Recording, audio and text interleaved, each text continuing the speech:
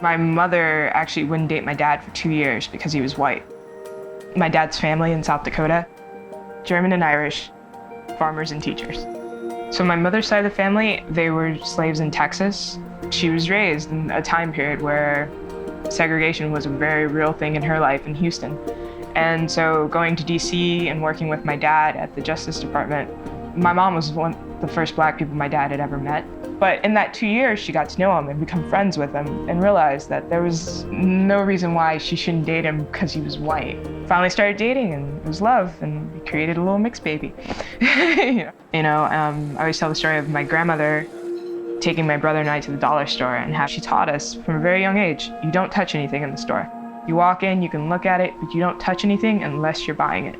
One day, my grandmother got totally frustrated with the guy following us. We had proven ourselves to be honest people. But that day, she was just like, I'm done with this. Touch everything. Pick it up, carry it around, do whatever you want to do. I totally attribute this to my being raised by a Black mother and a white father, that if I were to become angry at all white people for the way one ignorant shopkeeper treated me, then I would also be angry at my father. And that man has done nothing ever in his life against a person of color.